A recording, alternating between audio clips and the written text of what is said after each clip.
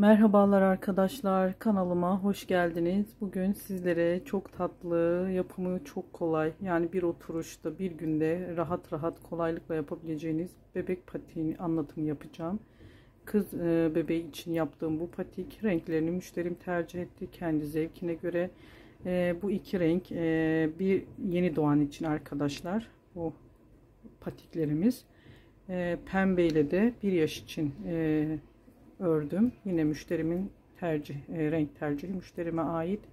Pembe ile anlatımını yapacağım bir yaş için. Rengi daha güzel ve net çıkacağını düşündüğüm için videoda anlaşılır olacağından.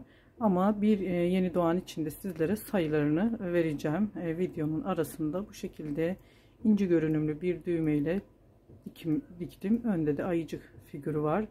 Gayet hoş. Tabanını örgü yaptım. Siz dilerseniz deri tabanlıkta monte edebilirsiniz. Bu şekilde göstereyim. Gayet şık ve kullanışlı. Görüntüsü de çok hoş. Örmesi de çok pratik ve kolay bir patik oldu. Hemen bir yaş için olanı ben başlayacağım. Arkadaşlar, malzemelerim yine iplerim Nako Pırlanta. Renk şu anda numaraları etiketleri üzerinde olmadığı için renklerini burada zaten çoğu örgücü arkadaşım bilecektir bu renklerle. Vizon rengi diyorum ya da bej.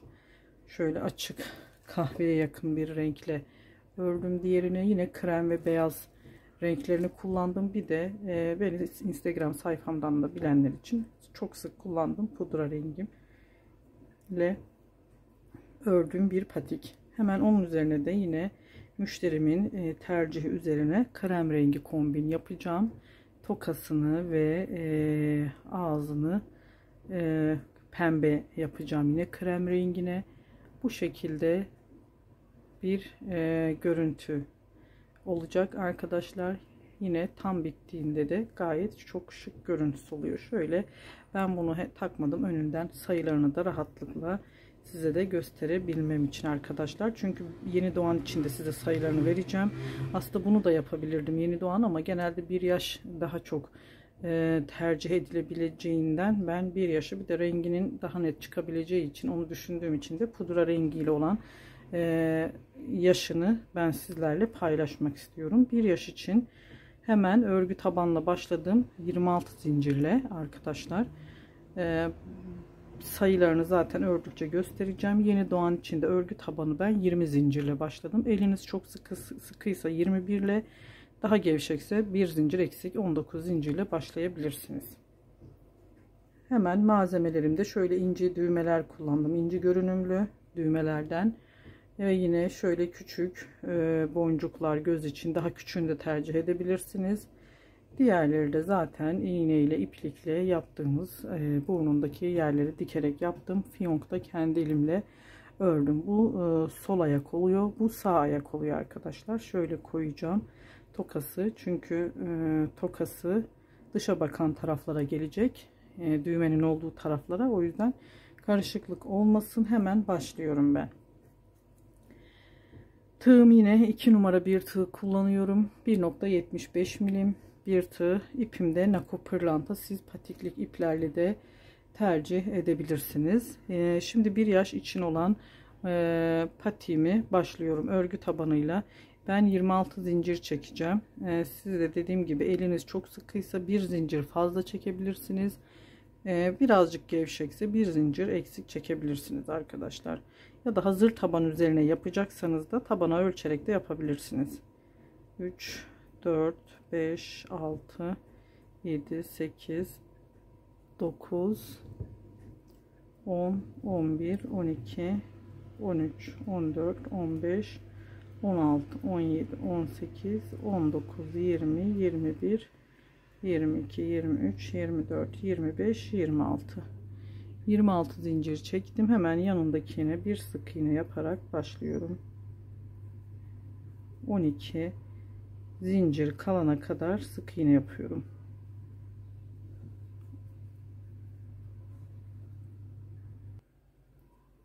...12 sık iğne yaptım. Kalan 12 sık iğne 1 2 3 4 5 6 7 8 9 10 11 12 13 sık iğne yaptım arkadaşlar. Kalan 12 sık iğnemize de ikili trabzan yapacağız. Tabanımızın ilk sırasını başlamış olduk. Bu arada bunu ördükçe de yeni doğan içinde hani yapmak isteyen varsa sayılarını 20 zincirle başladım örgü tabanın arkadaşlar. Onda da 9 zincir kalana kadar sık iğne yaptım. Yani 10 sık iğne, 9 tanesinde trabzan, ikili trabzan yaptım. Artırmalarımız aynı. Sadece başlangıç sayıları. Diğer kısımları zaten bu pembede bir yaş için ördüğümde 3 sıra olacak. Burunda ve topuktaki artırmalarımız da aynı olacak. Son bir sık iğne kalana kadar tam 9 12.'ye 7 tane aynı sık iğne içerisine 7 tane, bakın sayalım, 1 2 3 4 5 6 7 8 9 10 11, şöyle tekrar 1 2 4 5 6 7 8 9 10 11 12 12 tane trabzanımı yaptım. Şimdi 12.'ye battığım yere, buranın içerisine yaptığım 12. ile birlikte 7 tane trabzanımız aynı büyüklerde ördüğümüz şekil olacak arkadaşlar. Tabandaki arttırmalar, topukta ve burunda yaptığımız arttırmalar aynı küçüklerde de. 1 2 3 4 7.'yi yapıyorum. Hemen yanındakine batarak karşılıklı yine trabzan örerek arkadan da ipimizi gizliyoruz. Sık iğne olan kısmı kadar yine karşılıklı trabzan örüyoruz. Trabzan olan kısmın karşılıklı trabzanlarımızı ördük. Şimdi sık iğne olan yere de yine sık iğne örerek aynı sayılar olacak. 13 sık iğne ise 13 sık iğnemiz olacak burada arkadaşlar. Yine son sık iğne yerine kadar örüyoruz.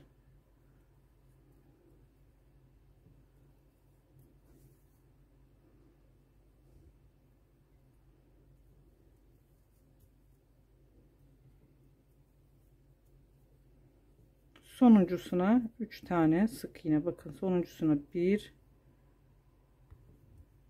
2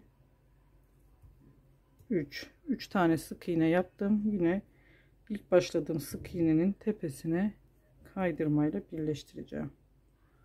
Bu şekilde ilk sıramızı yaptık. 2 zincir çekiyorum. Tam dibine trabzan yaparak, yani eklediğim birleştirdiğim yere sonuna kadar böyle ikili trabzan örüyoruz. Arttırma yerine kadar. Şurada 7 tane battığımız yere kadar ikili trabzan örüyoruz. Tek trabzan ördük komple. Burada bakın 1 2 3 4 5 6 7 tane battığımız yere şimdi artırma yapıyoruz. Her trabzan içerisine 2 çift, yani 2 adet yapıyoruz. Burada 7 tane arttırmış olacağız. Bakın bu 7 tanenin içine 7 yaparak 14 trabzan olacak bu topukta. Çift batıyoruz.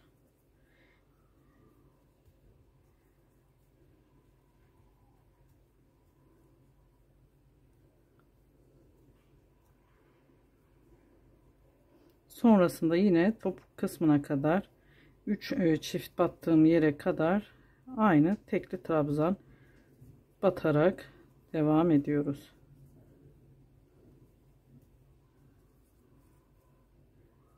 1 2 3 4 5 6 7 tane çift battım buraya. Hemen şimdi tek örerek devam ediyoruz. Topuk kısmına kadar tek batıyoruz. Topukta 3 battığımız yere geldik. Bakın 3 tane aynı yere batmıştık ama ben burada ikinci sırada büyüklerde de aynı yapıyorum. 4 tane sık iğne kala çift batmaya başlıyorum. Yani 4 sık iğneye çift batarak burada 8 tane trabzan olacak. Şöyle ilk çiftimi battım. Yani bir tane fazladan alt sırada 3 yapmıştık. Burada bir tane fazladan artırıyorum. 4 sık iğneye çift batıyorum.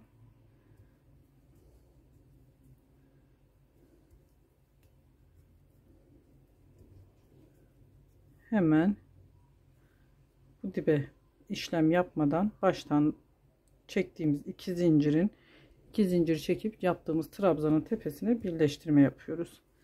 Bu şekilde de sıramızı tamamladık. Şimdi son sıramızda 3 sıradan oluşuyor. Yeni doğanda da aynı 3 sıra. Artırmalarda da aynı arkadaşlar. Küçük miniklerde. Dediğim gibi 20 zincirle başladım. Diğer yerleri aynı bu bir yaş için ördüğüm şekilde olacak. Son sırayı 3. sırayı yapıyorum. Yine artırma yerine kadar trabzan örelim. Burun kısmına ilk çift battığım yere geldim. İlk çifte hemen ilk trabzanından, yani ilk çiftin ilk trabzanına çift batarak başlıyorum. Bir çift yaptım. Burada bir tek trabzan battım. Yanındakine bir çift. Yani bir çift bir tek arkadaşlar olacak. Yine 7 tane çift, 7 tane arttırmamız olmuş olacak bu sırada da. Bakın bir çift bir tek. Bu şekilde devam ediyoruz. Burada da bakın 1 2 3 4 5 6 7 tane çiftimizi yaptık. Aralarda da tekli batarak bu kısım bu kadar da son sıramızda da böyle bir tek bir çift yaparak burun kısmımızın artırmasını tamamladık. Şimdi topuğa kadar yine örüyoruz. Buradaki 4 tane çift battığımız yere devam ediyoruz. Topukta geldik. Şimdi ilk çift battım. Hemen ikincisinden. Bunun da ilkinden başlıyorum. Bu topuklarda şu son zincir içine çift gelmesi için ikinciden başlıyoruz. Bakın ilk çifti birincisine değil ikincisine, bu ikinci trabzanına çift batıyorum. Yani büyük tabanlarla da çoğu anlamıyor izleyicilerim, takipçilerim bu kısmı. Yani ilk çift battığım, bakın arkadaşlar burada çiftin ikinci trabzanına çift batarak başladım. Şu sonundaki yere çift denk gelsin diye ilkinden başladığımda çift denk gelmiyor. Birleştirdiğimde daha çok böyle formu iyi olsun, böyle toplamasın diye topuk. Bu şekilde yine 4 çiftimiz olacak. Bir çift bir tek olarak batıyoruz. Bakın bir tek, sonuncusuna çift. Buradaki yere hani tek gelirse şurası birazcık toplamasın kendini diye çifti sona getiriyorum. Yine aynı şekilde 2 zincir çekip burada ilk yaptığım trabzan tepesine birleştirmemi yaptım. Burada ipimin içerisinden tabanımı geçirip düğümümü atıyorum ve topuk taban kısmını tamamlıyoruz. Kamerayı düzelttim arkadaşlar. Tamamladık. Şimdi örgü tabanımız hazır arkadaşlar. Direkt taban üzerine öreceğim ama dediğim gibi zaten bu şekilde patik olarak ördüğünüzde de videolarımda var. Tabana nasıl monte edilir. Siz yine bir yaş veya kaç yaş için örecekseniz aynı o taban numarasını alıp tabana da birleştirerek o şekilde istiyorsanız, tercih ediyorsanız bu şekilde de yapabilirsiniz. Hemen modeli başlıyorum. Şöyle topuktan iki dalını, arka dalını alıyorum. Topuk kısmına şöyle ipimi çektim. Bu arkada gizlenecek ipimiz. Bir zincir çekerek aynı yere çakma trabzan veya çakma sık iğne de deniliyor. Çakma sık iğne veya çakma trabzan örerek iki dallarını alıyoruz. Devam ediyoruz. Bu kısmı atlattıktan sonra arkadan göstereceğim.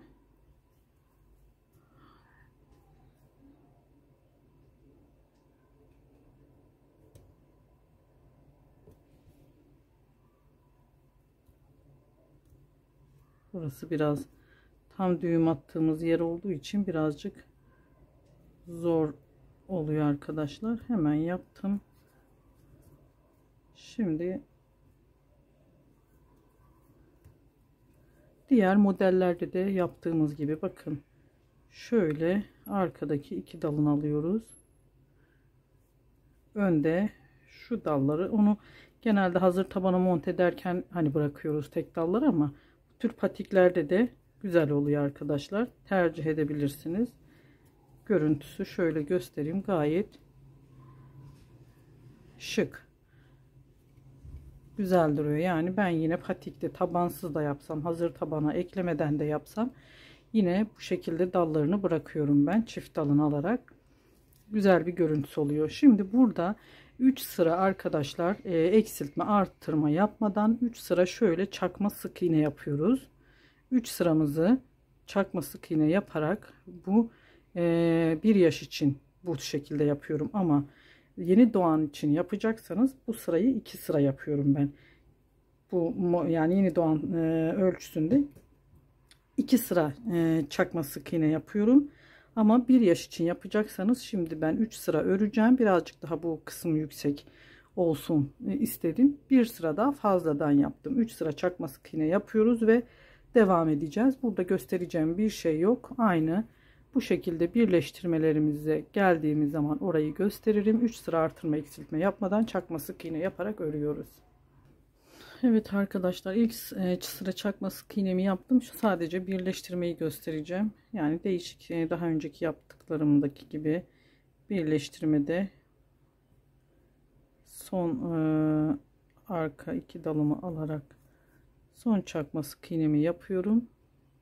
Bakın burada dibine batmadan hemen bir zincir çekerek ilk yaptığım çakma sık iğnenin tepesine birleştiriyorum. Bir zincir çekiyorum burada. Başlarken tam yine bu battığım tepeye birleştirdiğim yere, yani tam dibine birleştirme yaptığım yere yaparak başlıyorum arkadaşlar. Birleştirmemi bu şekilde yapıyorum.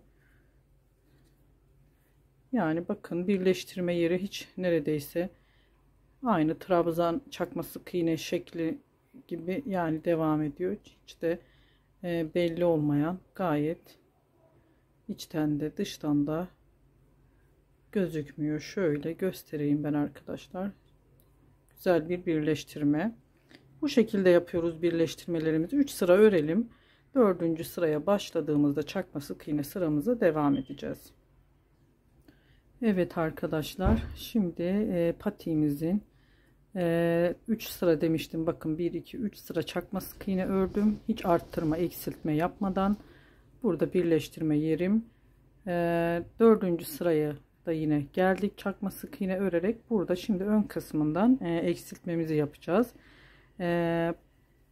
Tam tepeden şu burun kısmından göz kararı ben. Siz bunu bir şeyle işaretleyebilirsiniz.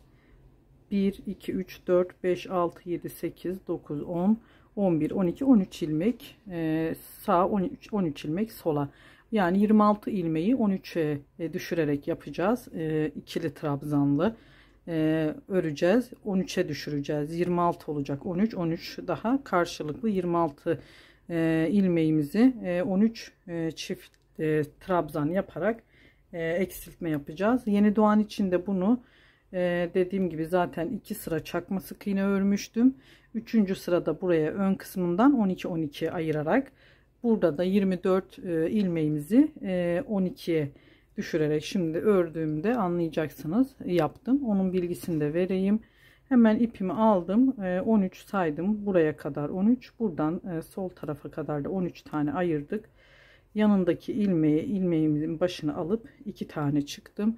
Tekrar ilmeğimin başına alıyorum. Yanındakine yine alıp 2 çıkıyorum. Yine ilmeğimin başına alıp 3 çıkıyorum. Yine tekrar aldım. Yani 2 sık iğneyi bir tane de tek seferde çıktım. 2 ilmeği.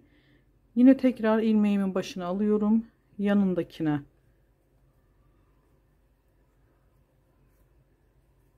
batıp 2 tane çıkıyorum. Tekrar ilmeğimin başına alıyorum. Diğer yanındaki ilmek içerisine batıp önce 2 tane çıkıyorum. Tekrar başına alıyorum ilmeğimin. Sonra hepsini birlikte çıkıyorum. Bu şekilde 13 tane örerek eksiltmemizi yapıyoruz. 2 çıkıyorum. İlmeğimin başına alıyorum. Diğer yanındakine aynı yere batmıyorum. 2 çıkıyorum önce, sonra tekrar ilmeğimin başına alıp kalan 3 ilmeğimizi de birlikte çıkıyoruz. Bu şekilde eksiltmemizi devam ettiriyoruz. Önce 2 çıkıyorum. 2 ilmeğim kalıyor tığda. İlmeğimi de alıyorum yanındakini de. Her çıktığımızda ilmeklerimizin çıktığımızda tığımıza ipimizi alıyoruz. Son üçünü de birlikte çıkıyorum. Bu şekilde 13 tane olacak. Toplamda 26 ilmeğimizi, siz bunu 14'te, yani 28 ilmeği 14'e düşürerek de eksiltmenizi yapabilirsiniz arkadaşlar.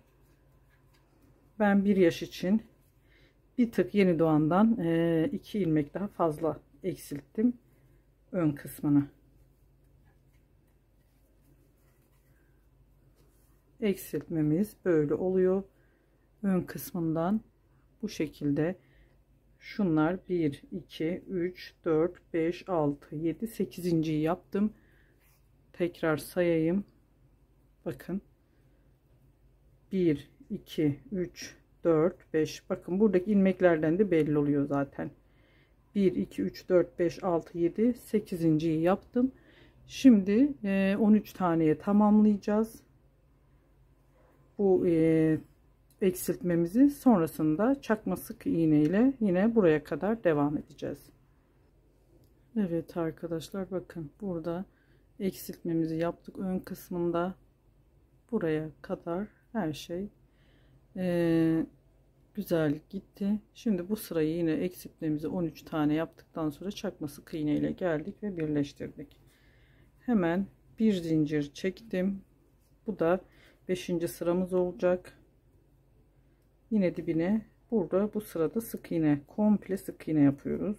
Her ilmek içine sık iğne yaparak devam ediyoruz. Ön kısmında da eksiltme yaptığımız yerde burada da eksiltme yapmıyoruz. Sık iğne olarak burayı da komple devam ediyoruz. Oraya kadar örelim. Bu ön kısmına da geldik. Yine aynı sık iğne örerek bu ilmek içerisine, bakın eksilttiğimiz 2 ilmekler burada tek sık iğneye düşürdük, yani tek ilmeğe. Burayı da bu sırada sık iğne yaparak ilerliyoruz. Sonuna kadar sık iğne örüyoruz. Sonrasında devam edeceğiz. Birleştirmemi yaptım. Bir zincir çektim. Yine dibinden 6. sıraya geçtim. Burada yine çakma sık iğne öreceğiz. Yine ön kısmında eksiltmemiz olacak. O 13 eksilttiğimiz 13 ilmeği de şimdi 7 ilmeğe düşüreceğiz arkadaşlar. Ön kısmına eksilttiğimiz yere kadar gelelim. Devam edeceğiz. Oraya kadar çakma sık iğne örüyoruz yine burada.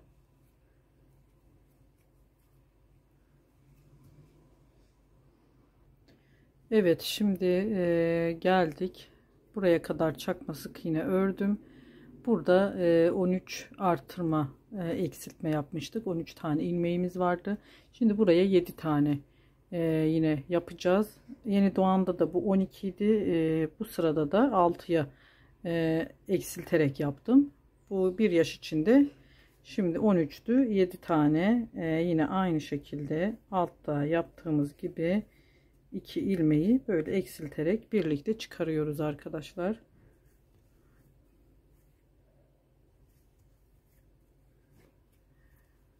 Her çektiğimizde ilmeğimizi tığa doluyoruz. Önce 2 çıkıyoruz, 2 kalıyor, başını alıyorum.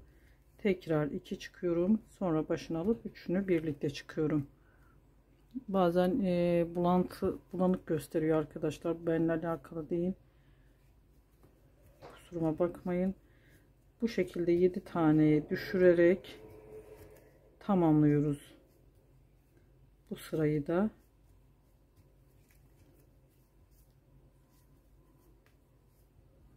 formu da gayet güzel oluyor bu patiğin arkadaşlar. Bakın 1 2 3 4 5 6, bir tane daha yapacağım.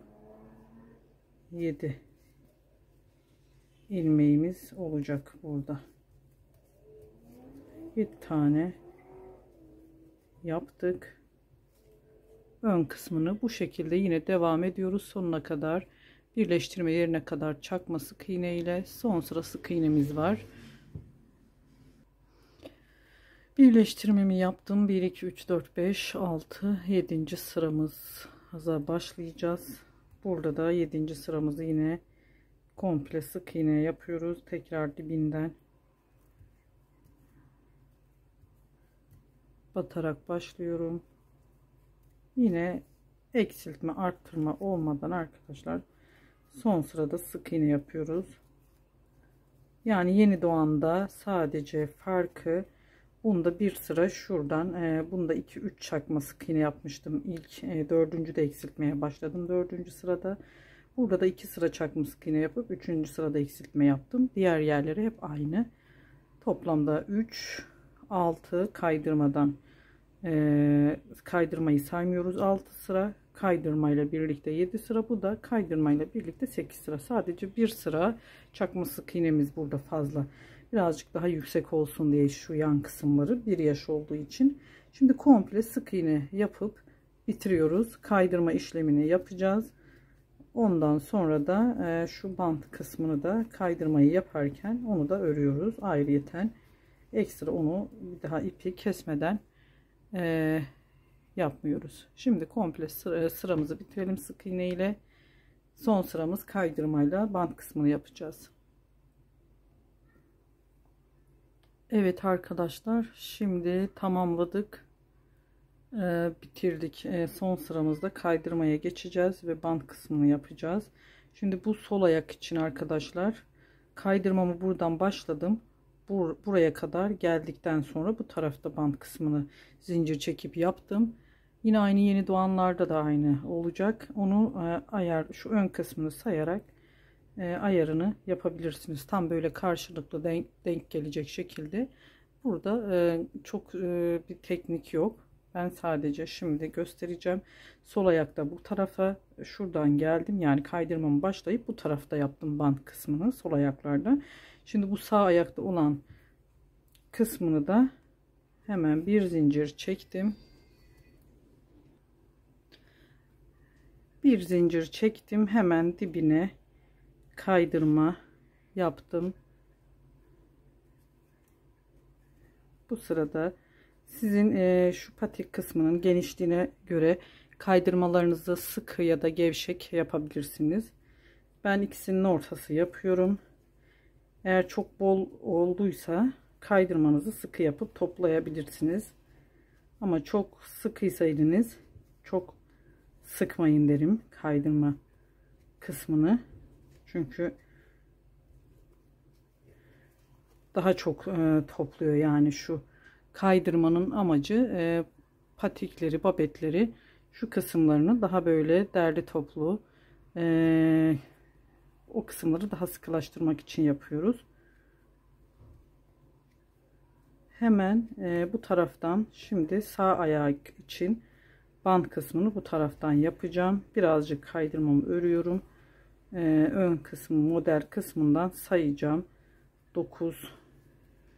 Şuradan bakın eksiltme yapmıştık ya, şuradan sayacağım. 1 2 3 4 5 6 7 8 9, 8 tane olacak. Buradan da sayabilirim. 1 2 3 4 5 6 7 8 9 10 11.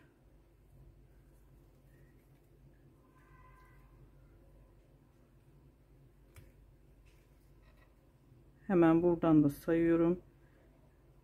1 2 3 4 5 6 7 8 9 10 11. 11 tane saydık. Şimdi eklemek için de 1 2 tane geriye çektim.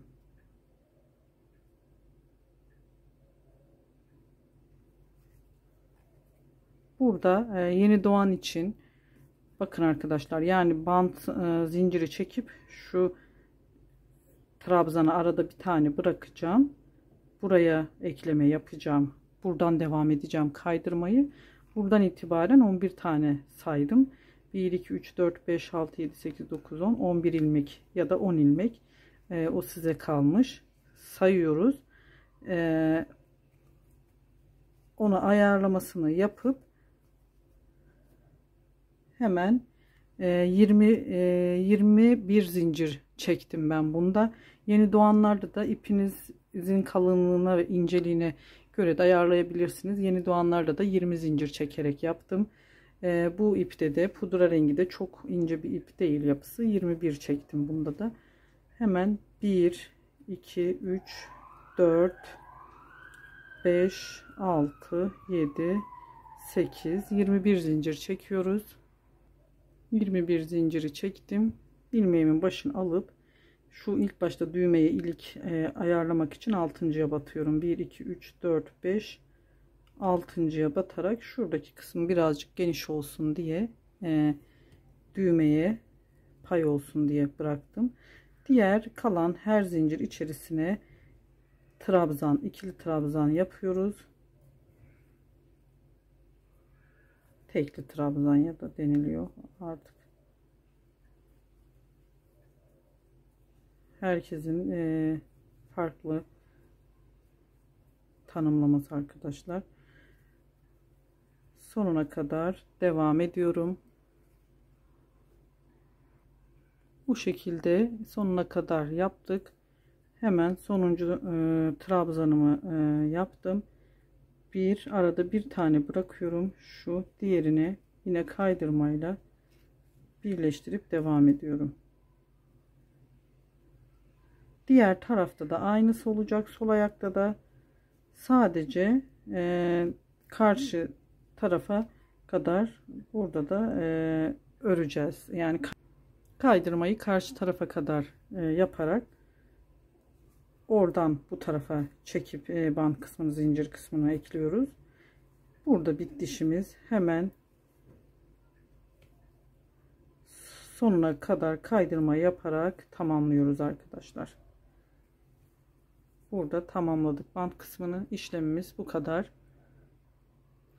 Evet, şimdi eşliğinde bitirdim. Bu sol ayaktı, bu sağ ayakta tamamladık arkadaşlar. Bakın buradan düğmesini dikip ve aksesuarını hemen başlıyoruz. Ön kısmında ayıcığını yapacağız. Şimdi hızlıca düğmelerini de dikip hazırlayacağız. Buraya kadar gayet anlaşılır olduğunu inşallah umuyorum. Krem rengi bir tanesini ben yapmıştım. Üzerine krem rengi tercih etti müşterim. Onun için yine krem rengi bir iple hızlıca krem rengi ipimi alıyorum. Burada krem rengi nako pırlantada kalın bir yapısı olduğu için bir yaş için 12 zincirle başladım ben bunu. Sizler de yeni doğana yapacaksanız 10 veya 11 zincirle yapın, eliniz sıkıysa. Ama ince yapısı olan bir iple de yapıyorsanız yine 12 zincir çekin. Ya da 13 zincirle başlayın. Elinizin gevşekliğine ve sıkılığına göre arkadaşlar. Birazcık kafa karışıklığı olabilir ama yine de ben sayıları vermek istedim.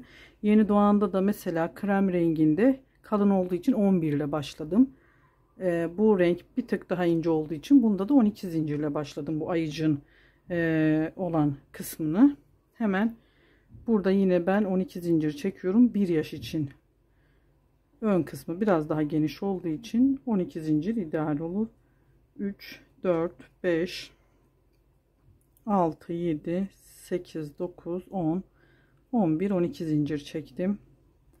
Hemen ilmeğimin başını alıyorum. 1 2 3 dördüncüye trabzan yapıyorum. Sonuna kadar bu şekilde trabzan örerek devam ediyorum. Baştaki zincirle birlikte 10 tane trabzanımız oldu. Sonuncusuna 5 tane batıyorum arkadaşlar. Burada köşelere denk geleceği için arttırma olacak. aynı yere 5 trabzan yapıp hemen devam ediyorum. Karşılıklı yine trabzan örmeye. Arkadan ipimizi de gizliyoruz.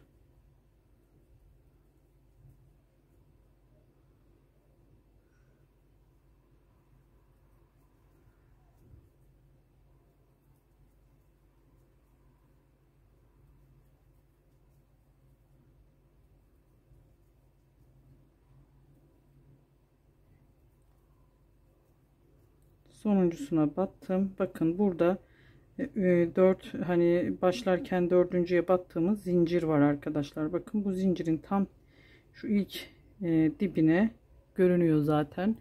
Buraya yine bir, aynı yere 2, 3, 4,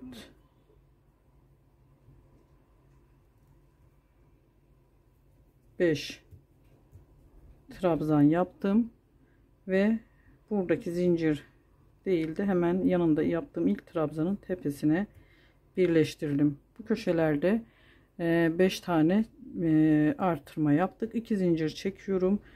Bu dibine ilk 2 tane yani çift batıyorum.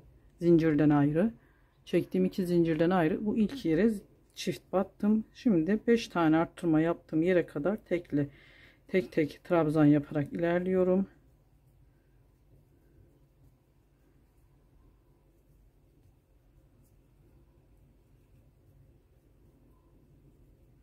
O 5 trabzana da şimdi geldik. Çift batıyoruz. 5 tane arttırmamız olacak. Burada çift batarak ikinciyi yapıyorum.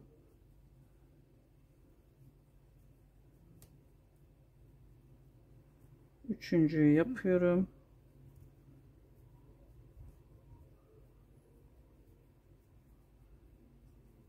Dört ve 5 tane çift battım. Şimdi yine tek devam ediyorum.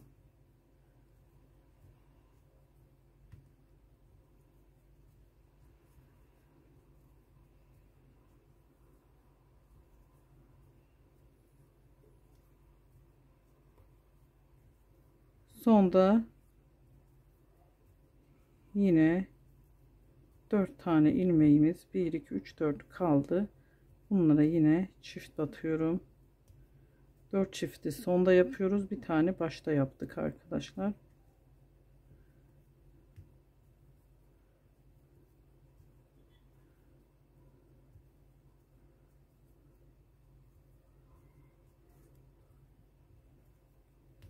Son çiftimizi de yaptık ve yine burada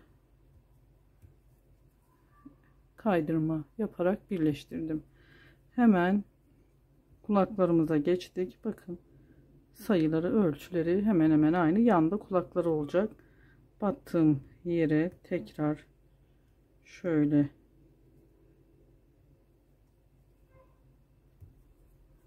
bir zincir çektim. Trabzan yaptım. Bir tane daha trabzan yaptım. Şimdi başını 2 kere alıp burada 3 seferde çıkıyorum. 3 trabzan. Tekrar yanına 2 tane daha trabzan yapıyorum ikili. Aynı yuva içerisine yapıyoruz bunu. Sonra da şu yanındaki ilmek içerisine kaydırmayla birleştirdim. Buradan kaydırmayı yaparak 3 4 5 6 7, bakalım sayalım.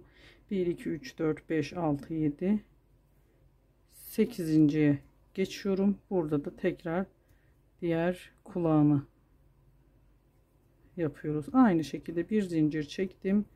2 tane ikili trabzan, ilmeğimin başına alıyorum. Bir tane üçlü 3 seferde çıkıyoruz. Tekrar yine aynı yere 2 tane ikili trabzan yapıp yanındakine kaydırmayla birleştiriyorum. Bir zincir çekip burada ipimi kesiyorum. Ve arkadan ipimizi temizleyelim. Bakın burada da diğer kulağını oluşturduk. Ayıcığımızın bu şekilde diğer objelerini öreceğiz. Tokasıyla burun kısmını, ağız kısmını. Hemen burun kısmını yine diğerlerinde düğmeleriyle beyaz kombin yaptım. Diğerinde kahveyle yine düğmesiyle birlikte yaptım. Bunda da pembe olacak burun ve tokası. Hemen bir sihirli halka yapıyorum. 2 zincir çektim. Bu halka içerisine 14, bunu ayarlayın. 14 tane veya 15 tane dolana kadar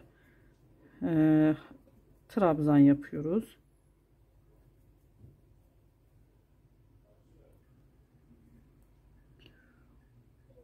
Zincirimi çektim. Hemen 14 trabzan yaptım. Birleştirdim ilk trabzan ilmeği üzerine. Kesiyoruz. Burada bitti. Hemen iplerimizi de temizliyoruz. Arkadan sıkıca çekip orta kısmı küçültelim biraz. Şu kısmı. Bu kısmı küçültüp iplerimizi temizliyoruz. Tokasını öreceğiz. Burun kısmımız hazır.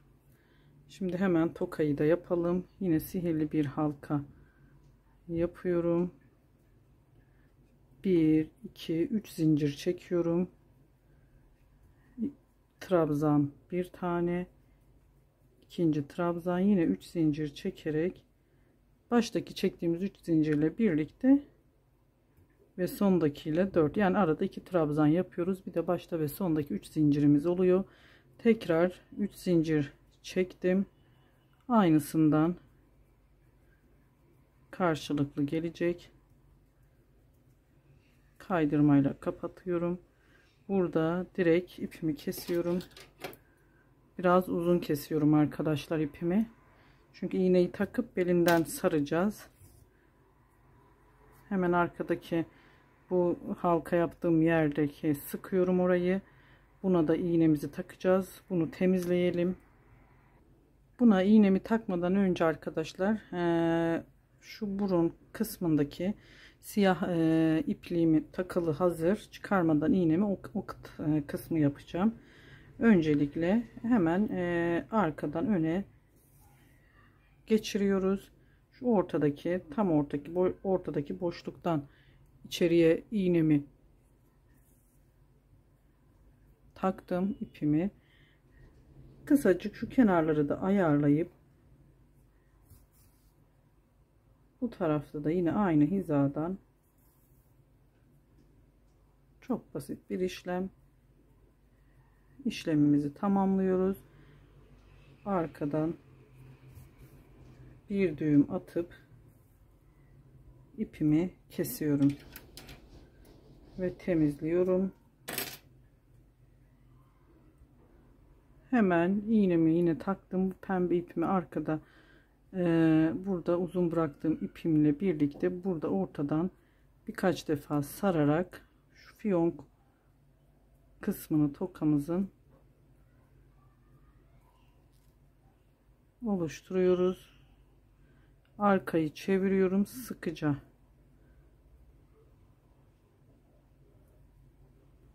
Sardım kaymasın diye. Hemen herhangi bir yerinden, şurada belinden sabitlemek için telefonum kameraya dokundum. Şöyle sıkıca düğümünü attım buradan. Bir kez daha yapacağım bu işlemi. Bakın önden 3-4 defa doladım. Aynı işlemi yine belinden herhangi bir yerinden sararak şöyle aradan geçiriyorum. İpimi burada yine kesiyorum. Diğer kısımları burada iple, iğneyle işimiz bitti arkadaşlar. Şimdi yapıştıracağız silikon tabancasıyla gözlerimizi, kalan aksesuarlarımızı yapıştıracağız. Sadece dikme olarak burada dikme işlemimizde ayıcığımızı dikeceğiz. Ben dikerek, siz yapıştırabilirsiniz de, ama ben yine krem rengi ipi takarak burada bunu monte edeceğim ayıcığımı, daha sağlam olsun diye. Bu küçükler yapıştırılarak da monte edilir. Ama bu üst kısmında bu ayıcık biraz daha büyük olduğu için dikmek daha sağlıklı olur diye düşündüm, ama siz yapıştırabilirsiniz de. Şimdi iğneme krem rengi ipimi takıyorum. Ayıcık ne renkse o renkle burada şimdi dikme işlemimizi yapacağız. Evet arkadaşlar, şimdi şu boğaz tepedeki şu kulakları yanlara, her iki tarafa gelecek şekilde önden kalabilir. Önde sıkıntı yok zaten, bakın hafif görünüyor. Önde sıkıntı yok. Bir sıra çakma sık iğnemiz orada. Şu üst tarafta kulaklara denk gelsin, sağa ve sola. Yani şu boğaz kısmı kapansın. Ayarlıyoruz. Bu şekilde ayarlıyorum ve elimle şöyle tutarak önce şu altta kalsın ipim. Şunu şuradan göstermemek için burada kenarlardan dikerek ben sabitliyorum. İnce ince şöyle bir iki kez göstereceğim. Sonrasında siz devam edersiniz. Bak, kulakları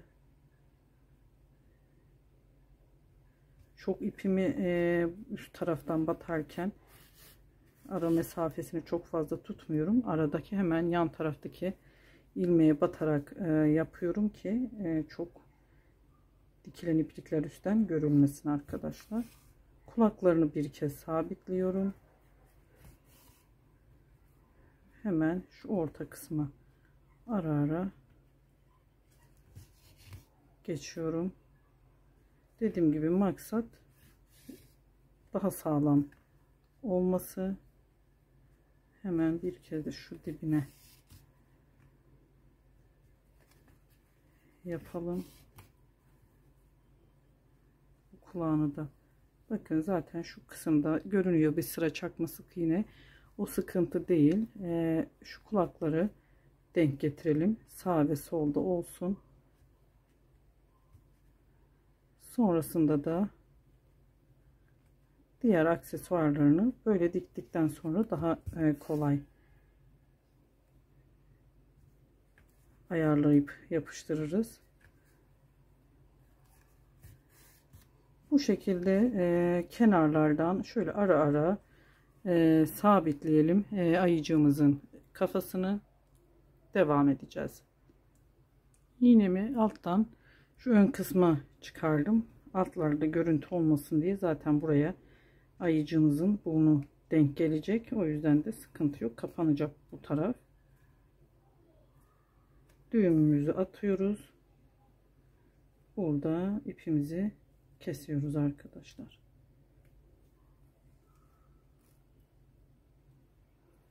Düğümü attım, ipimi kesiyorum. Burada kapanacak. Yapıştıracağız aksesuarları. Şöyle hemen düğmesini de dikmek istiyorum. İpim yine pudra rengi takacağım düğmeye. Krem rengi bir düğme kullanacağım. Ama patiğimin renginden olsun. Küçük bir ip, çok ip harcamamak için de birkaç kez sabitlemek yeterli oluyor arkadaşlar. Hemen bunun için de yine öndeki rengiyle uyumlu. Bakın, bant kısmını şöyle denk getireceğiz. Şöyle hemen buradan bakın, yine ipimi sokuyorum. İğnemi yardım, kusura bakmayın, ipimi hemen yenileyip geliyorum. Burada yine taktım düğmemi de bu hizada olacak düğmem. Şuraya oturtuyorum. Arkadan düğmemin içinden de geçiriyorum. Bir bu taraftan, zaten bunu göstermeme gerek yok arkadaşlar. Düğmemizi de böyle sabitleyerek tamamlamış oluyoruz. Sonrasında da Zaten ön kısmını yapıştıracağız birazdan. Ben silikonumu da hazırlayıp geliyorum. Evet arkadaşlar, şöyle bakın, incimi de diktim. İçeriden de ipimi iğne yardımıyla şu kenarlardan, içlerden ufak ufak yürütüp ipimi kestim. Hemen şimdi aksesuarlarını önce hizalayıp şu burun kısmını yapıştıracağım. Silikon tabancasıyla her yerine sürüyoruz eşit derecede.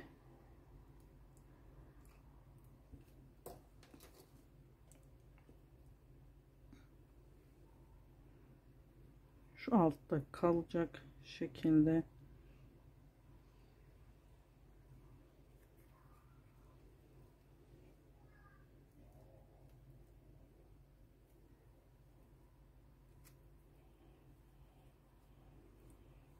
İçeriye doğru ipimi gizleyip orayı da yapıştırdım. Şimdi şöyle gözler kullanacağım arkadaşlar. Siz bunun küçük boyutunu da alabilirsiniz. Gözleri de zaten şu köşelerde kalan yerlere bakın, yakın yapıştırıyorum. Onun mesafesini hem şu boşlukları kapatmış oluyorum kenarlarda, hem de hani bu artırma yaptığımız yer kısımlardaki tam o boşluklara ben denk getiriyorum.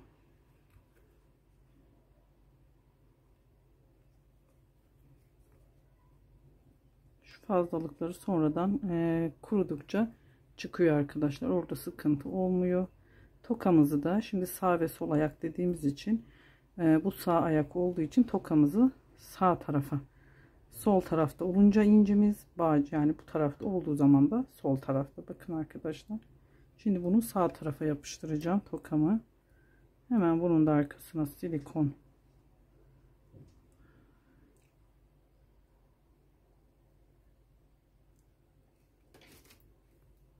hemen kulak dibinden bu şekilde yapıştırdım. Gayet kolay, pratik. Boşluk kalırsa siz şu aralardan silikon tabancasını şöyle sıkarak da oraları doldurabilirsiniz. Boşluk kaldığından şüphe ettiğinizde. Ama kenarlarını bakın kolayca kurudukça temizleniyor.